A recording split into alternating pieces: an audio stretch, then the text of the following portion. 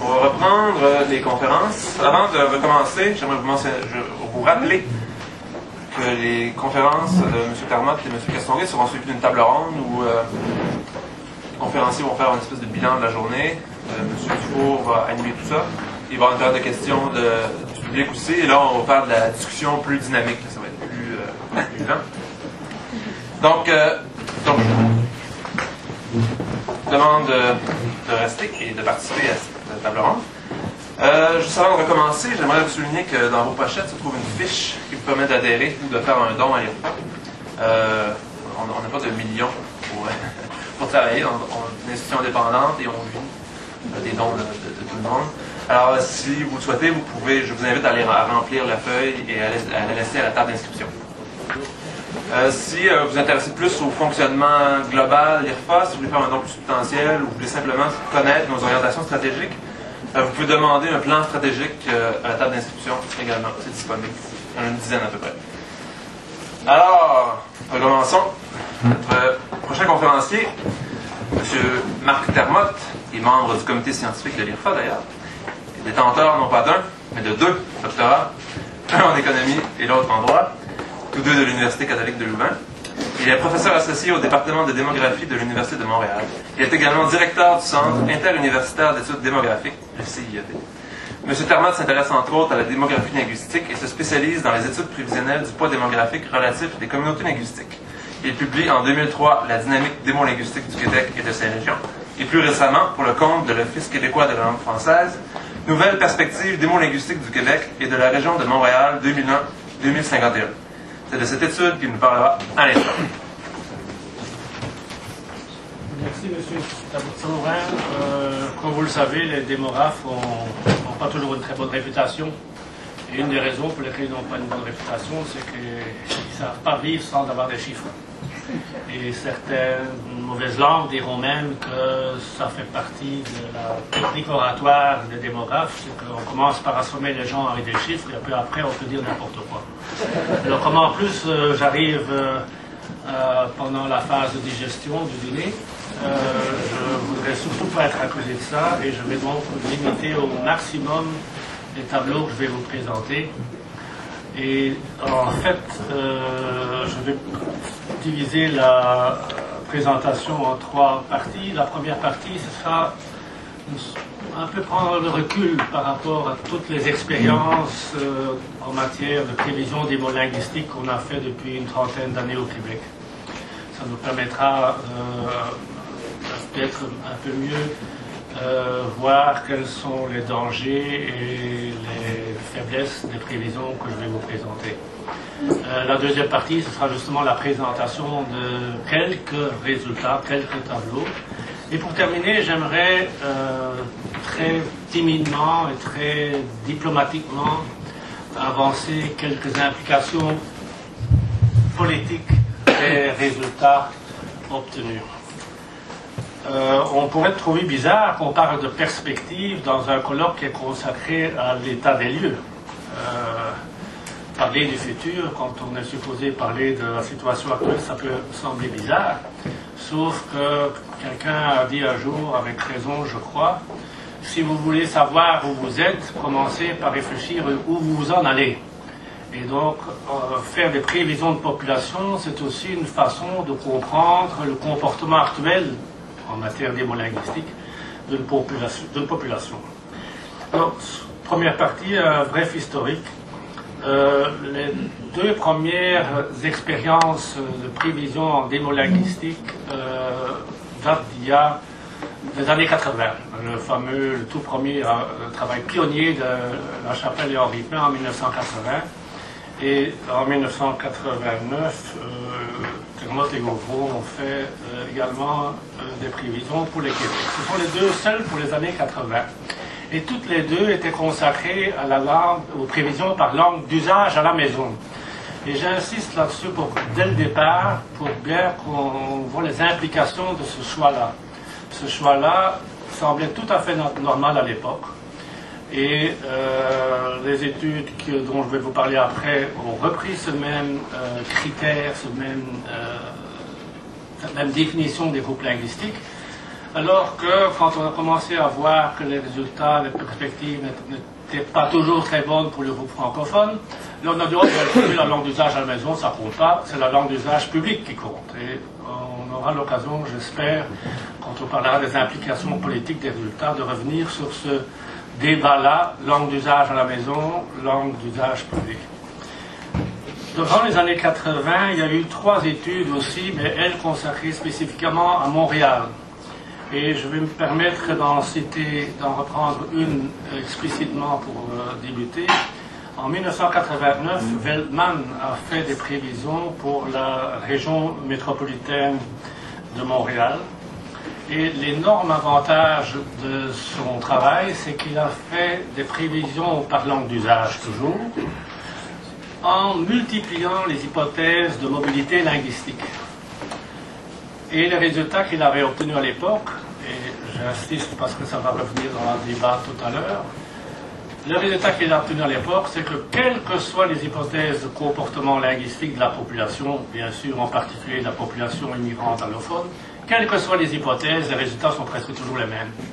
C'est exactement le même genre de résultats que j'ai obtenu avec mes prévisions. Okay?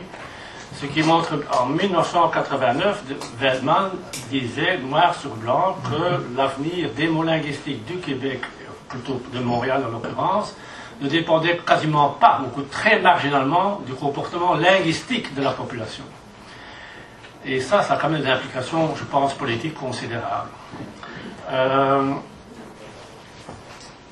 ne vais pas revenir sur mes propres prévisions, j'en ai fait 4, celle-ci c'est la 4e.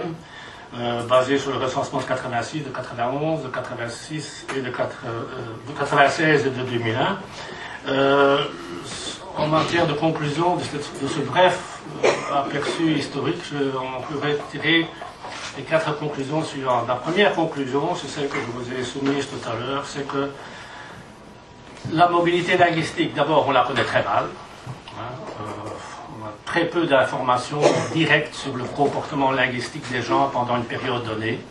On la connaît très mal, on doit faire des hypothèses souvent très fragiles, mais quelles que soient les hypothèses qu'on fait, ça ne change pas grand-chose parce qu'il y a très peu de mobilité linguistique. Très peu de gens changent de langue d'usage. C'est normal. Regardez, moi, ça fait 35 ans que je suis au Québec, j'ai toujours mon maudit accent belge. Et vous voudrez que les immigrants tamouls passent du jour au lendemain au français. Changer de langue d'usage, c'est quelque chose de très difficile qui prend du temps et qui prend souvent des générations. Et donc, c'est ça qui explique que, finalement, le comportement linguistique d'une population affecte très peu les prévisions. Deuxième conclusion, c'est qu'on a un gros problème avec les hypothèses de migration interne. Ce sont souvent des erreurs dans les hypothèses de comportement migratoire interne futur qui expliquent les erreurs dans les prévisions. Et ça, c'est encore une fois assez normal dans la mesure où le comportement de mobilité interne, essentiellement pour Montréal, l'étalement urbain, est quelque chose qui est très conjoncturel, qui est très fortement lié à la conjoncture économique. Et donc, le grand problème quand on fait des prévisions, c'est est-ce que je dois privilégier le court terme ou le long terme? Un démographe va répondre le long terme. Un démographe fait des prévisions à moyen et long terme, il ne va pas faire des prévisions pour l'année prochaine, du moins pas en matière démolinguistique. Et donc, à ce moment-là, il faut faire très attention quand on interprète les résultats des prévisions. On peut se tromper à court terme à cause d'une erreur dans les prévisions de migration interne. Mais ça ne veut pas dire que sur le long terme, on n'aura pas raison. Okay? Troisième conclusion, il ne faut pas sous-estimer le rôle des modifications au cours du temps dans les taux de sous-dénombrement lors des recensements. Ça a beaucoup plus d'impact qu'on peut penser. Charles Castonguay a fait des études là-dessus. Et on verra tout à l'heure dans les résultats. Une des applications de ça, c'est que ce sous-dénombrement de la population concerne souvent les allophones, les immigrants, qui refusent de remplir les questionnaires. Et donc, dans l'interprétation des résultats des prévisions, il faudra tenir compte de ça, comme il faut tenir compte des modifications dans les limites territoriales de la région métropolitaine de Montréal. On sait très bien que d'un recensement à l'autre, sauf pour le dernier, heureusement, d'un recensement à l'autre, on a systématiquement augmenter le territoire de la région métropolitaine.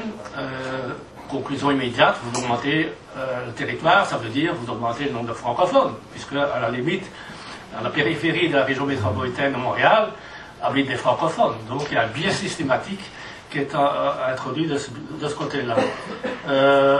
Et bon, les changements dans la question, dans la formulation de la question concernant tout ce qui concerne les questions linguistiques de recensement, il y a eu pas mal de modifications d'un recensement à l'autre. Ça a des impacts également. Alors ça, c'est un peu, disons, les conclusions auxquelles on arrive quand on réfléchit aux expériences passées. Maintenant, je pense qu'on pourrait peut-être regarder ce qui se passe du point de vue des nouvelles prévisions. Et vous aurez remarqué que sur la présentation ici de la première diapo, je me suis très cyniquement et méchamment permis d'ajouter août 2006 pour faire remarquer que ces prévisions-là, même si elles ont été publiées en 2008, sont restées cachées longtemps. Et si, comme vous le verrez, par miracle, les résultats des prévisions correspondent pratiquement aux résultats du recensement, c'est de la chance. Ce n'est pas parce que j'ai pu profiter du recensement de 2006. Ça a été publié en 2008, mais c'est basé sur le recensement 2001. Okay? Donc il faut bien s'entendre là-dessus.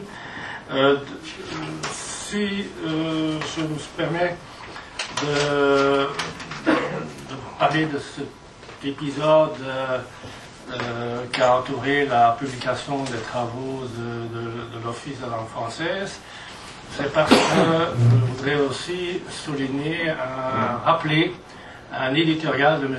Pratt dans la presse qui avait fait remarquer le printemps dernier qu'il y a eu une très belle publicité de la part de Mme Boucher de l'Office de la langue française à propos de ces études-là, parce qu'il n'y avait pas que la mienne qui était concernée, bien sûr, mais que, chose bizarre, une fois que les études ont été publiées, plus personne n'a parlé des rapports, très peu, en tout cas, ont parlé des rapports. Et en tout cas, en ce qui concerne les perspectives en question qu'on va discuter dans quelques secondes, plus personne n'a parlé, il n'y a jamais personne qui a discuté des hypothèses que j'ai faites sur le comportement futur de la population québécoise en matière de fécondité, de mortalité, de migration, de mobilité linguistique. Plus personne n'a discuté des hypothèses, personne n'a discuté des résultats. C'est comme s'il n'y avait jamais rien eu. Et donc, il y a eu beaucoup de battages avant. Une fois que les rapports sortent, on l'oublie. Alors voilà, première chose que je voudrais signaler, donc je l'ai déjà dit tout à l'heure, ça se fait, les prévisions sont faites en termes de langue d'usage à la maison. Ça a des implications, on va en parler tout à l'heure dans la partie application politique, mais il faut bien comprendre que vous n'avez guère le choix. Si vous voulez faire des prévisions linguistiques, vous pouvez le faire que par langue maternelle ou par langue d'usage à la maison. Les gens qui disent « Ah, c'est la langue d'usage public qui est importante », je m'excuse, mais il n'y a pas de statistiques de naissance ou de décès ou de migration interne ou de mobilité linguistique selon l'usage public, selon la langue d'usage public. Ça n'existe pas. Il est impossible de faire des prévisions de population par groupe linguistique si vous prenez comme critère des groupes linguistiques la langue d'usage public. Okay? Donc on a le choix entre langue maternelle et langue d'usage à la maison. La langue d'usage à la maison me semble, pour un démographe en tout cas, incontournable. Pourquoi? D'abord parce que la langue maternelle réfère au passé. La langue d'usage à la maison, c'est quand même la langue d'usage aujourd'hui. Deuxièmement, la langue d'usage à la maison, c'est la langue maternelle des enfants. Et on fait des prévisions à long terme. Et donc, prévoir ce qui va devenir la langue d'usage des enfants est quand même très important. Donc, dans une perspective de long terme, dans une perspective intergénérationnelle, c'est très important.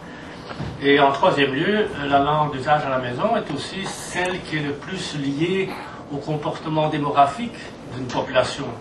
Le comportement de fécondité d'une population n'est pas déterminé, j'espère, par la langue d'usage public, par la langue que je vais parler chez l'épicier du coin. Mon comportement de fécondité, je ne parle pas du mien à mon âge, mon comportement de fécondité d'un ménage dépend essentiellement, est beaucoup plus lié à la langue d'usage à la maison, la langue d'usage à la maison, qui est l'expression de la culture suivie par le ménage en question. il y a 3 régions, l'île de Montréal, le reste de la région métropolitaine et le reste du Québec, auquel il faut ajouter le reste du Canada, parce qu'il y a la migration interprovinciale dont il faut tenir compte, donc on est obligé de faire des prévisions pour le reste du Canada en même temps. Et là aussi, il y a eu de beaux débats, hein, une fois qu'on a dit « Oh, la langue d'usage de la maison, ça compte pas, c'est la langue d'usage public qui compte ». Bon, finalement, cet argument-là est tombé à l'eau, mais alors on a dit « Bon, écoutez, ce qui se passe à Montréal, ça ne veut rien dire, l'île de Montréal, c'est là où on travaille, ça ne veut rien dire, c'est la langue... Donc, ce qui compte, c'est ce qui se passe dans la région métropolitaine ou dans l'ensemble du Québec. C'est évident, plus vous augmentez le territoire sur lequel vous travaillez, plus vous noyez le poisson. Le poisson, si je peux dire, il est sur l'île de Montréal, c'est là que ça se passe, c'est là que les deux langues se rencontrent. Et donc, ceux qui ne veulent pas regarder ce qui se passe sur l'île de Montréal, fermeront les yeux, regarderont les résultats pour l'ensemble du Québec ou pour l'ensemble de la région métropolitaine, il n'y a pas de problème à ça. Il faudra aussi signaler que ça a été fait en collaboration avec l'Institut de la statistique du Québec, et que donc, finalement, en ce qui concerne les hypothèses de comportement démographique, en tout cas, on a repris les hypothèses de la statistique du Québec en les mettant à jour. En les mettant à jour essentiellement pour tenir compte en partie de la remontée de la fécondité et pour tenir compte de l'immigration internationale qui a beaucoup augmenté. Alors, le premier résultat que je... Ah, oui, bon, n'ayez pas peur, je ne vais pas vous endormir tout à fait avec des équations. Simplement, j'en profite pour signaler que les prévisions sont faites, et ça c'est une originalité, je crois, et c'est quelque chose qu'on reprochait souvent aux gens qui font des prévisions démolinguistiques. On a tenu compte de 3 types d'immigrants internationaux.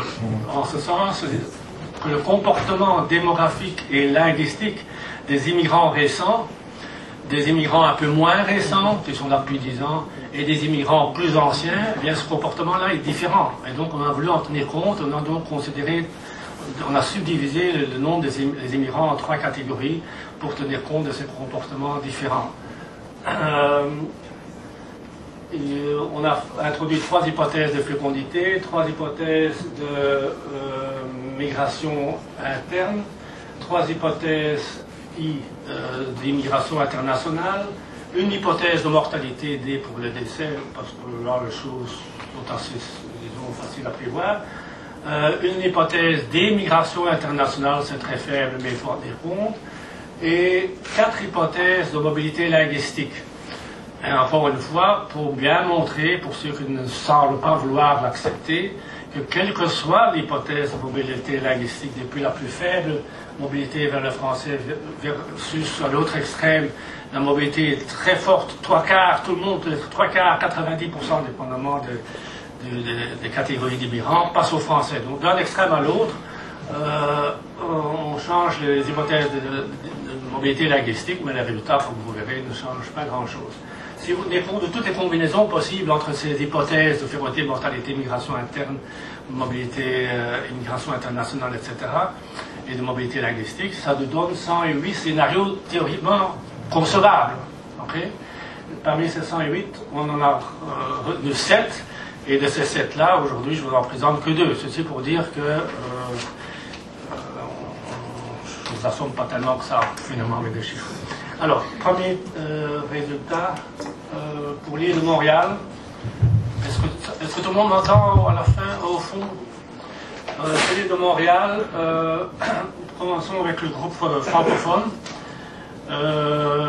La première chose qu'on pourra observer, je vais quand même répéter un peu, expliciter un peu les hypothèses. Le scénario ici c'est un scénario où la fécondité est à 1,5 enfants par femme pour l'ensemble du Québec. Vous savez bien que depuis quelques années, ça a augmenté, on est à 1,65. J'ai des hypothèses et des scénarios où on tient compte de ça aussi, mais je préfère garder cette hypothèse-là parce que l'histoire, depuis 25 ans, montre que la fécondité au Québec varie entre 1,4 et 1,65. Il y a un petit cycle autour de ça. Pour l'instant, on est à un extrême. Aucun démographe n'est prêt à dire qu'on s'en va vers un baby-boom. Et donc, je pense que l'hypothèse de la moyenne 1,5 sur longue période est défendable. La migration interne, on poursuit les tendances du passé. Donc, je répète ce que je vous ai dit tout à l'heure. Il faut faire attention que l'immigration interne, c'est très variable conjoncturellement. Donc si vous faites des prévisions à long terme, il vaut mieux prendre des comportements à long terme aussi. Prendre une moyenne sur le long terme, c'est le passé, si je peux dire. L'hypothèse linguistique est une hypothèse très favorable aux Français. Il y a 45 000 immigrants par an, ce qui correspond plus ou moins à la situation actuelle. Qu'est-ce que ça donne? Eh bien, il semble que, du moins pour la première période quinquennale de prévision, 2001-2006, on ne soit pas trop loin de la réalité, puisque j'avais prévu 53,9 de francophones, et il y en a eu un tout petit peu plus que prévu, mais il y a une baisse considérable. Hein. Donc, j'avais prévu une baisse, mais la baisse que j'avais prévue était plus forte, et finalement, il y en a un peu plus que j'avais prévu. J'avais prévu une baisse des anglophones, il y a une augmentation des anglophones. Et par contre, le corollaire de ces deux prévisions, de ces deux erreurs minimes, mais quand même non négligeables, c'est que les allophones ont vu leur poids démographique sur l'île de Montréal, du moins, augmenter moins que ce qui était prévu. Maintenant, il faut nuancer un peu tout ça, parce que, première chose, le sous-dénombrement des allophones. Donc, il est fort probable que le chiffre pour les allophones est sous-estimé à cause du sous-dénombrement. Deuxième chose, comment expliquer l'erreur de prévision, même si on est pas mal proche de la prévision, ce qui est observé est pas mal proche de ce qui avait été prévu.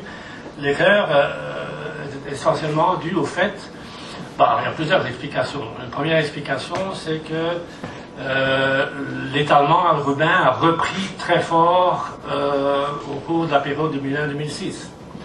Et l'étalement urbain, ça veut dire des pertes de francophones sur l'île. Ce sont les francophones essentiellement qui font de l'étalement urbain. Deuxième explication, les anglophones sont restés beaucoup plus au Québec, et donc sur l'île de Montréal pour ceux-là, que ce qui était prévu. Tout d'un coup, depuis 2001, disons, la propension des anglophones à sortir du Québec a beaucoup diminué. Et donc ça peut expliquer l'erreur de prévision de ce côté-là. Mais n'empêche quand même que, pour ce qui concerne le groupe francophone, du moins, une différence de 0,3% n'est pas énorme, je pense. Ce qui est important quand on fait des prévisions, c'est le long terme. Et le long terme, il est clair, et quel que soit le scénario, je vous en donne que deux ici, mais ça vaut pour tous les autres scénarios, quel que soit le scénario, quelles que soient les hypothèses de fécondité, de mortalité, de migration interne, internationale, etc., et de mobilité linguistique qu'on fait, il y a toujours tendance à la baisse du poids de francophones sur l'île, pour la région métropolitaine, pour le Québec, comme on verra tout à l'heure aussi. Mais cette tendance-là est une tendance de fond. La seule différence d'un scénario à l'autre, c'est la rapidité du déclin. Okay? C'est évident que si vous augmentez l'immigration internationale, le déclin va aller plus vite. C'est évident que si vous augmentez l'étalement urbain, le pourcentage de francophones sur l'île va baisser plus vite. Donc, les différences, les erreurs qu'on peut faire, si vous voulez, une façon de présenter les choses, sont liées à la rapidité du phénomène, mais pas à la tendance elle-même. La tendance elle-même est toujours là. C'est une tendance fondamentale au déclin des francophones sur l'île de Montréal, à tel point que entre 2016 et 2021, on se retrouverait à être minoritaire en termes de langue d'usage à la maison, alors que, comme vous le savez, on est déjà minoritaire sur l'île de Montréal en termes de langue maternelle.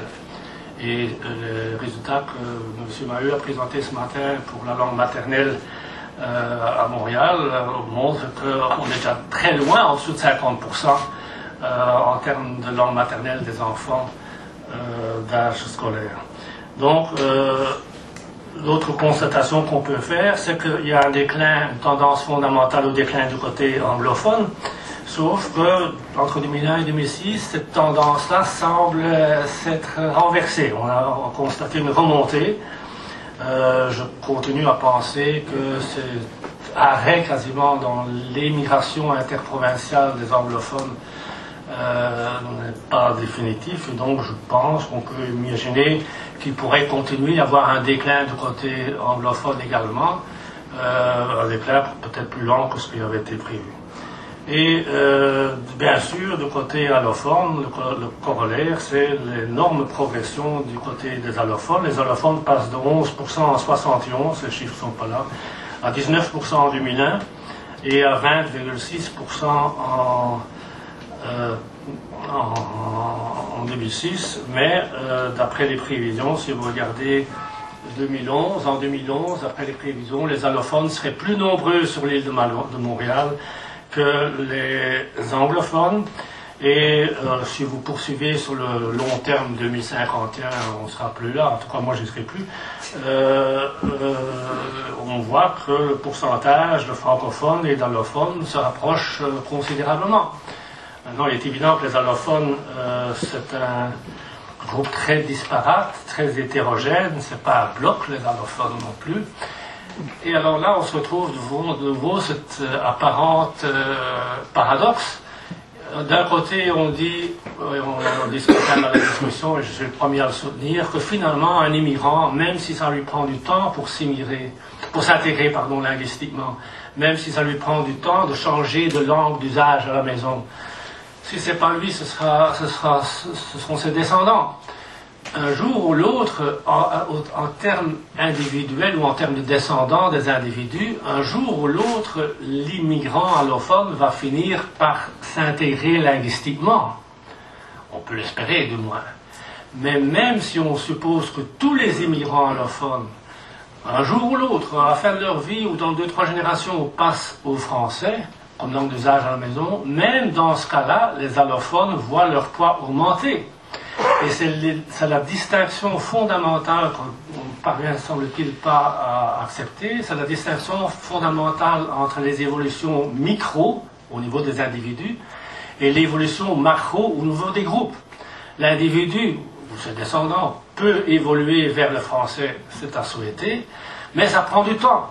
Et pendant tout ce temps-là, tous les autres phénomènes jouent. Les autres phénomènes, ce n'est plus la mobilité linguistique, les autres phénomènes, c'est la fécondité, sous-fécondité des francophones. La mortalité, ça joue moins. Étalement urbain pour Montréal, l'île de Montréal. Et ensuite, bien sûr, l'arrivée, comme on a dit ce matin, certainement, M. Corbeil, j'étais très impressionné par ça. Il y a des vagues perpétuelles d'immigrants qui arrivent. On en francise quelques-uns, quelques milliers par an. J'ai fait des estimations, elles valent ce qu'elles valent, mais le nombre de transferts linguistiques, comme on dit, vers le français est très faible. Très peu de gens changent de langue. Il y a quelques milliers de gens qui changent de langue par année, vers le français du moins. Bien, les quelques gains qu'on fait, on fait de plus en plus de gains, c'est pas ça la question. On en fait de plus en plus, mais ça se joue par quelques milliers. Et à côté de ces milliers-là, il y a la sous-fécondité, le déficit des naissances chez les francophones qui est considérable, et à l'arrivée annuelle, chaque année, de 45 000, bientôt 50 000, bientôt 55 000 immigrants qui, eux, sont majoritairement non francophones.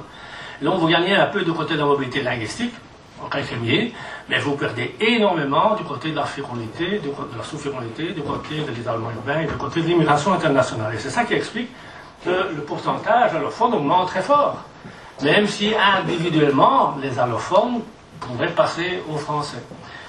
Bon, alors ça c'est le scénario, disons, le plus conservateur. Maintenant, j'avais prévu quand même que l'immigration pouvait augmenter. Maintenant, on a reçu confirmation de ça, on va passer bientôt à 50 000, 55 000.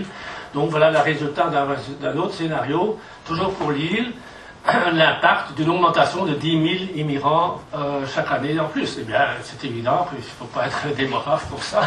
Automatiquement, le déclin du poids démographique des francophones va être plus rapide. Et automatiquement, la croissance du poids démographique des allophones va être plus forte. Et du côté anglophone, ça ne change pas grand-chose. En fait, les allophones ne profitent pas beaucoup de l'immigration internationale. Hein. Bon, alors ça c'est pour l'île de Montréal. La région métropolitaine de Montréal, pour la première fois dans l'histoire, du moins depuis 1971, et puis qu'on a des données au recensement, pour la première fois, le pourcentage de francophones diminue même dans l'ensemble de la région métropolitaine. Alors maintenant, les hauts cris qu'on jetait avant en disant « Oh, ce qui se passe sur l'île, c'est pas important », Ce qui est important, c'est ce qui se passe dans l'ensemble de la région métropolitaine. Eh bien, maintenant, même dans l'ensemble de la région métropolitaine, le pourcentage de francophones baisse, et il baisse plus vite que ce que j'avais prévu, d'ailleurs. Et par contre, du côté des anglophones, le pourcentage, je pensais qu'il allait baisser, en toute fin utile, il est resté stable. Et donc, si maintenant vous regardez pour un peu plus, à plus long terme, ce qui peut être intéressant de voir, c'est que cette tendance à la baisse du poids démographique des francophones devrait se poursuivre à moyen et à long terme, mais c'est une baisse relativement lente, parce que plus vous prenez des espaces géographiques grands, plus les structures changent lentement. C'est une loi quasiment de la nature, ça. Plus le bloc est grand, plus les structures de ce bloc se modifient lentement.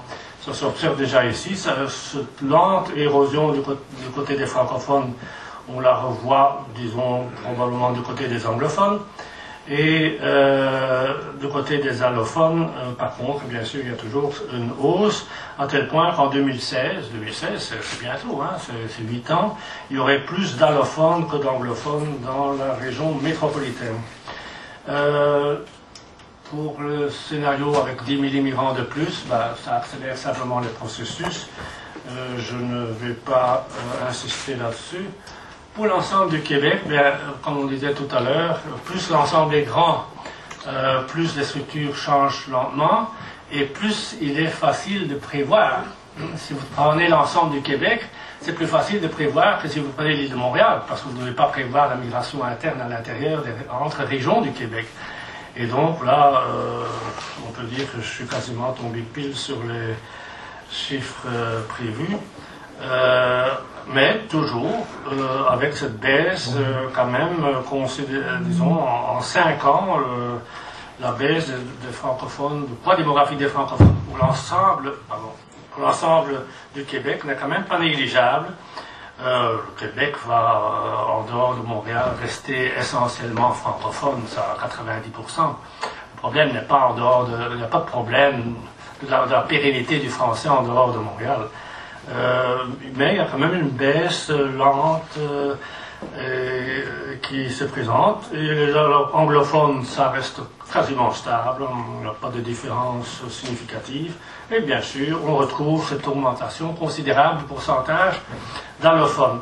De telle sorte qu'en 2021, on serait à 10-11% d'allophones au Québec, ou l'ensemble du Québec, ce qui n'est rien comparé au pourcentage d'allophones dans d'autres provinces. Comme vous le savez, en Ontario, en Colombie-Britannique, c'est bien différent. Je ne vais pas insister sur le dernier. Ça accélère simplement un peu la baisse des francophones et accélère la hausse des allophones si on augmente le nombre d'immigrants. Maintenant, je voudrais terminer par... est-ce que j'ai encore une dizaine de minutes? Quelques implications politiques. C'est là que ça devient peut-être un peu plus intéressant. Que faire? Moi, j'ai dit tout à l'heure, on peut fermer ça ici, je pense. Que faire? Je parlais de tendances irréversibles, de tendances de fond, etc., etc. Est-ce qu'il y a moyen de changer les choses? Au fond, si on fait des prévisions, c'est pour essayer de changer les choses quand même. On veut éviter certains aspects de l'évolution prévue qui ne sont peut-être pas souhaitables. Alors, est-ce qu'on peut faire quelque chose? Est-ce qu'on peut affecter l'évolution des mots linguistiques prévus? Est-ce qu'on peut faire quelque chose du côté de la fécondité? La naïveté des politiciens à cet égard est assez remarquable. Avant que ne soit publié le rapport en question, j'avais été reçu par la ministre Saint-Pierre, qui me dit, bon, je comprends vos prévisions, il y a quelque chose d'alarmant là-dedans, mais nous, on veut agir, on veut montrer qu'on sait faire quelque chose. C'est ça, le ministre est là pour faire quelque chose. Qu'est-ce qu'on peut faire pour la fécondité, M. Termotte? Voilà. Non, mais sincèrement, que voulez-vous faire de ce type de questions? Je ne dis pas qu'on ne peut pas affecter la fécondité. On est essaye, on prend des mesures familiales.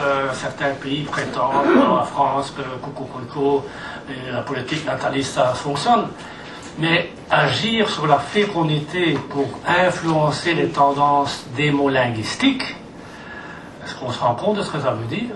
Est-ce que ça veut dire qu'on va dire que dorénavant, il faudra tuer les enfants non francophones? Enfin, il y a quelque chose. Est-ce qu'on va donner des allocations familiales uniquement aux francophones? Enfin, ça n'a pas de sens. Il y a une discrimination derrière ce genre de questions que je trouve absolument impensable. On ne peut pas imaginer, me semble-t-il, intervenir du côté de la fécondité pour influencer l'avenir démolinguistique d'un pays. Et idem pour la mortalité, évidemment. Est-ce qu'on va dire qu'on va laisser mourir tous les vieux qui ne sont pas francophones? On ne peut pas agir sur la mortalité pour affecter le futur démolinguistique d'un pays. Est-ce qu'on peut agir sur la migration interne? Est-ce que vous allez dire que dorénavant, les francophones, vous ne pouvez plus aller habiter en banlieue? Est-ce qu'on va dire dorénavant, pour l'immigration internationale, pareil, est-ce qu'on va dire dorénavant, on ne prend plus que des immigrants internationaux francophones? Théoriquement, c'est possible. On va dire oui, on va les envoyer, on va l'accepter, mais uniquement si on va en région. Alors, parce que là, comme on a dit ce matin, les immigrants qui vont en région s'intègrent linguistiquement et de façon générale beaucoup plus vite et beaucoup plus facilement et avec de bien meilleurs résultats que ceux qui s'installent à Montréal. Donc, chaque fois on bute à quelque chose, on ne peut pas commencer à contrôler la migration interne, la mobilité interne, tout comme on ne peut pas, me semble-t-il, trop jouer sur l'immigration interne. On pourrait faire certaines mesures du côté des étudiants, le mettre en région. On a essayé, de mettre des réfugiés en région, mais on voit très vite que quelques années après, ils ne sont plus là. Et finalement, derrière tout ce genre d'hypothèses d'intervention, il y a quelque chose qui me dérange profondément. C'est comme si on demandait aux immigrants de régler nos problèmes. L'immigrant, il doit apprendre le français à toute vitesse. Il doit aller en région, nous on ne veut plus y aller. Il doit faire les jobs qu'on ne veut pas qu'on fasse, etc. Donc il y a quelque chose qui me dérange là-dedans, c'est que je pense qu'il faut être réaliste. Il n'y a pas beaucoup de solutions en matière d'intervention. Bien sûr, on dit, oui, mais on peut agir sur la mobilité linguistique. Il faut le faire, et il faut le faire de plus en plus. Mais on a vu aussi que c'est marginal comme impact et que les tendances de fond ne vont pas changer beaucoup grâce à l'action qu'on peut faire sur la mobilité linguistique.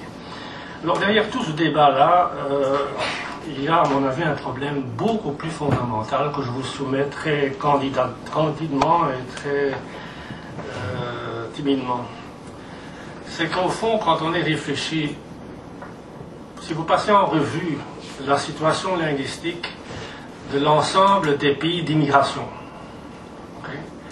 tous les pays ou toutes les sociétés, parce qu'il y a des sous-régions, il y a des sous-pays et des régions, toutes les sociétés d'immigration sont toutes des sociétés où la pérennité de la langue en usage par la majorité de la population d'accueil n'est pas mise en danger par le comportement démographique ni de sa propre population, ni par le comportement de la population immigrante. Toutes les sociétés d'immigration sont en quelque sorte, voient la pérennité de leur langue assurée. Elles sont en quelque sorte protégées par ce que moi j'appelle la loi du sol. Une loi du sol, soit inscrite dans la loi, ignorée, comme on dit dans le jargon, typiquement le cas de la Suisse et de la Belgique, du moins pour la Flandre et la Wallonie. Là, qu'un immigrant turc ou tamoul en Flandre parle tamoul ou turc à la maison, ça ne changera rien à l'avenir du flamand en Flandre. Okay? Il peut fonctionner comme il veut, mais pour tout le reste, travail, école, tout est en flamand. L'avenir de flamand, idem pour le français en Wallonie, idem pour le français en canton de Vaud. Donc, il y a la loi du sol qui protège en certains cas. Mais dans la plupart des sociétés d'immigration, il y a une loi du sol de facto, la loi du nombre, tout simplement. l'immigrant qui s'en va en région au Québec, il va très vite comprendre qu'il pourra, à Saguenay, là, il va très vite comprendre à Trois-Rivières que s'il ne travaille pas en français ou s'il ne fonctionne pas en français, ben, il va avoir des gros problèmes. Le seul endroit où on a un problème, où il y a le laisser-faire, le libre choix, hein, c'est Montréal. Et l'autre exemple, je dirais, c'est Bruxelles. Et comme par hasard, dans les deux cas, dès que vous laissez le libre choix, dès que vous laissez le laisser-faire, laisser-aller fonctionne, c'est la loi du plus fort qui gagne. Et donc, je pense que si on présente les choses, je ne dis pas que mon diagnostic est correct à 100%, il manque des bouts, je n'ai pas le temps de développer, mais si on prend les choses par ce côté-là, ça nous oblige quand même à sérieusement réfléchir à la politique linguistique. Hein. Est-ce qu'une politique linguistique, est-ce qu'on tente de jouer un peu sur le collège, peut-être, on pourrait obliger, puis jouer sur l'affichage. Excuse, mais en Flandre, on s'en fout de l'affichage. On s'en fout de la langue d'usage parlée à la maison. Trudeau avait raison de dire on n'a pas à intervenir dans la langue parlée dans l'alcôve ou dans la cuisine. Il avait raison. Dans une société normale, on ne devrait pas s'en occuper. Mais le Québec, du moins à Montréal, on n'est pas une société normale, on est une société où les tendances lourdes démontrent que la pérennité du français n'est pas assurée. Et que si on continue à laisser les choses, si on fait des petits raccommodements à gauche ou à droite, ça ne va pas changer grand-chose. Si on joue un peu sur la mobilité linguistique avec ci, avec ça ne changera pas grand-chose. Alors, ou bien on accepte ça, et puis on arrête de se tordre d'être malheureux, ou bien on change de paradigme. Et changer de paradigme, ça veut dire quoi? Ben, il y a deux façons de changer de paradigme. Je vis ça très vite parce que je suis en train de monopoliser. J'aimerais bien qu'il y ait une discussion. Changer de paradigme, ça pourrait vouloir dire deux choses. Ou bien on arrête de croire qu'il faut à tout prix continuer à augmenter la population indéfiniment jusqu'à la fin des temps. Et autrement dit, on arrête de croire que l'immigration est indispensable, qu'il faut à tout prix continuer à augmenter le nombre d'habitants et donc faire venir des immigrants. Ça, c'est un changement de paradigme. Autrement dit, on s'ajuste, on accepte qu'il y a un déclin de la population, comme c'est le cas dans beaucoup de pays européens déjà.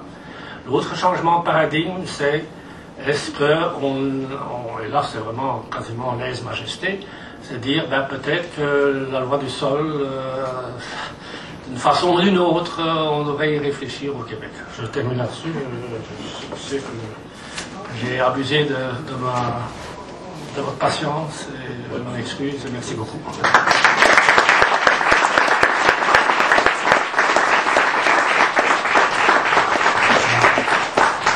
On va passer à une période de questions. Monsieur Thomas, si vous voulez faire une période de questions. On va prendre des questions. Monsieur Comeau. Vous avez évoqué très rapidement la deuxième hypothèse. Il me semble qu'on aimerait ça avoir un peu plus de détails là-dessus. Votre dernière phrase, là, peut-être expliquer un peu.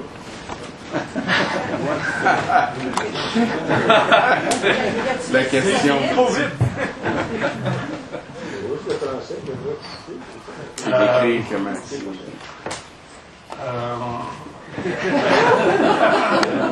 Vous avez le droit,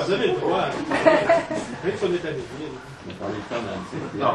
Si on s'entend sur le fait que la loi du sol joue déjà à plein dans le Canada anglais, hein, ça on le voit dans les chiffres qu'on a discuté tout à l'heure, 99% des transferts linguistiques se vont faire vers l'anglais parmi les allophones quand ils sont au Canada anglais.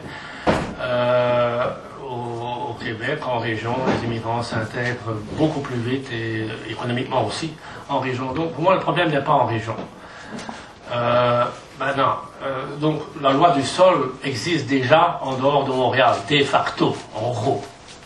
Le problème est à Montréal. Est-ce que ça a du sens de parler de loi du sol, cette fois-ci de jure, à Montréal, pour protéger l'avenir la pérennité du français à Montréal. Point. Est-ce que c'est concevable? C'est évident que dans le contexte nord-américain, c'est totalement inconcevable. On est dans un système anglo-saxon de liberté individuelle, de libre choix. Donc, à première vue, c'est un crime de lèse-majesté. Hein? Bon. Non, regardez un peu. En Californie, ils commencent à se poser des questions. Hein. Le fameux melting pot, il fonctionne plus tellement bien. En Colombie-Britannique, le mandarin, le chinois, disons en gros, il commence à s'énerver un peu aussi. Donc ils commencent à comprendre que le de facto ne joue plus tellement en faveur de l'anglais, en l'occurrence. Même en France, qui avait toujours refusé des questions linguistiques au recensement, eh bien, ils n'ont plus de recensement maintenant, mais ils ont fait un mini-recensement, 450 000 ménages, c'est pas rien, avec une batterie de questions linguistiques absolument phénoménale, parce qu'ils commencent aussi à comprendre que l'avenir du français dans certaines régions n'est plus si évident. Donc, on commence à quand même accepter, même dans le milieu nord-américain, disons qu'il y a un problème si on laisse aller les choses. Est-ce qu'au Québec, on est capable, politiquement, d'aller dans ce sens-là? Ça, c'est pas à moi à répondre. Heureusement, je ne fais pas de politique.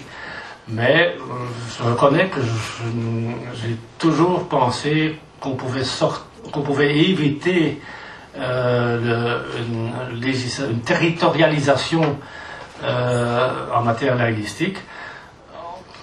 Confidence, je suis venu au Québec par coup de foudre, ça c'est certain. J'ai eu un coup de foudre pour le Québec. Mais après coup, je me suis dit, moi j'ai quitté la Belgique à un moment où justement on territorialisait en Belgique. Et moi j'étais viscéralement opposé à ça. Je ne pouvais pas comprendre qu'on soit obligé de fonctionner en flamand à Leuven, la vieille université. Donc, je viens de loin, si je peux dire. Mais je suis en train de me demander si effectivement, si on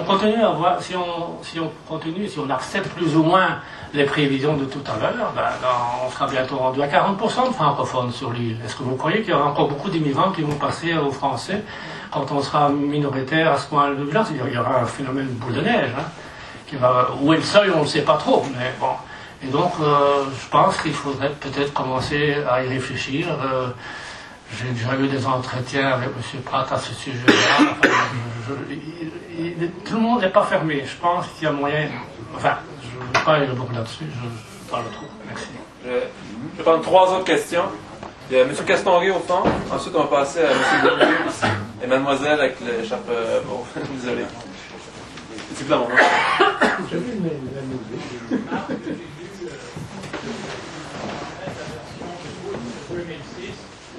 J'ai lu aussi la version finale qui a été publiée au mois de mars cette année, en 2008. J'ai lu aussi tes prévisions de 1999. Et par rapport à ce que tu prévoyais en 1999, tu prévoyais une baisse assez régulière du poids des francophones et une baisse un peu plus lente du poids de l'anglais. Ce qui est nouveau dans tes prévisions actuelles, l'exercice de l'Office québécois de la langue française, c'est que tu prévois maintenant une baisse constante et assez soutenue, de nouveau, du poids de la langue française, mais une stabilisation à l'échelle de l'ensemble du Québec, au moins, du poids de la langue anglaise. Ce qui veut dire qu'il y a un recul du point de vue du rapport de force, si vous voulez, entre le poids du français et le poids de l'anglais. L'anglais reprend du poids de la règle par rapport au français. D'autant plus qu'il a repris plus du poids de la règle que ce que tu prévoyais en 2006. Ça a évolué de façon rapide et assez défavorable au français. Pour la première fois, à ma connaissance, le poids du français a baissé et le poids de l'anglais, il s'est maintenu et même s'est amélioré un petit peu sur l'île de Montréal, dans la région de Montréal, et peut-être dans le dernier tableau dans l'ensemble du Québec. Or, tes prévisions actuelles sont fondées sur des hypothèses portant sur l'assimilation linguistique qui exagèrent indûment, je dirais, qui exagèrent exagérément le pouvoir d'attraction du français auprès des allophones. Si tu avais utilisé une hypothèse mitoyenne, comme tous les démographes le font, pour la fécondité, la mortalité, la migration et tout ça, tu aurais prévu peut-être de façon plus juste l'évolution qui s'est produite entre 2001 et 2006, et peut-être que tu accoucherais de nouvelles prévisions où tu envisagerais un recul constant et régulier du poids du français et une croissance légère mais soutenue du poids de l'anglais. Question. Bon, d'abord, pour la multiplicité, c'est vrai que d'une prévision à l'autre, les résultats changent parce que les données de base changent. Et on reproche souvent aux démographes de changer comme ça de scénario et de changer de prévision d'un recensement à l'autre. On dit, ben, ça montre bien que vous n'êtes pas certain de votre affaire. On trouve tout à fait normal qu'un économiste fasse des prévisions à tous les 3 mois et se trompe à tous les 3 mois. Mais un démographe, lui, s'il change tous les 5 ans, c'est pas admis. Hein. Donc, c'est vrai qu'il y a des changements par rapport aux prévisions antérieures, mais je pense que ça fait partie d'une bonne prévision. C'est des comptes des éléments les plus récents. Ça, c'était la première question. La deuxième question, le recul du français alors qu'il y a stabilité chez le groupe anglophone, tout à fait vrai. La seule chose que j'oserais, et ça me permet d'introduire la réponse à la troisième question, la seule chose que je dirais, c'est que ce n'est pas dû, à mon avis, essentiellement au changement dans le comportement linguistique des groupes linguistiques au Québec. C'est dû à, les anglophones sont restés cette fois-ci. 2, ils ont une fécondité plus élevée que les francophones, ce qui est nouveau aussi, hein. Et donc, les deux ont joué, à mon avis, en faveur des anglophones sur l'île. Et donc, à ce moment-là, moi, je dirais, ce n'est pas un changement dans la vitalité, entre guillemets, dans la force d'attraction. Et justement, ça m'introduit à la troisième question qui dit, bon, ben, hypothèse moyenne, tu as pris c'est vrai, j'ai pris des hypothèses outrancièrement favorables aux Français dans le scénario en ce qui concerne l'hypothèse de mobilité linguistique. À ta demande, d'ailleurs, j'ai fait d'autres scénarios en changeant les hypothèses de mobilité linguistique, en augmentant la force d'attraction du français et diminuant celle du français. Ça ne change quasiment rien. Pour les raisons que j'ai dites et répétées, c'est qu'il y a trop peu de changements de langue. Alors, on gagne un dixième de point en changeant d'hypothèse de mobilité linguistique, mais fondamentalement, les tendances sont dominées par les comportements démographiques et pas linguistiques. Je peux prendre une autre question. Du Beaulieu? Rapidement, quand on parlait de loi du sol,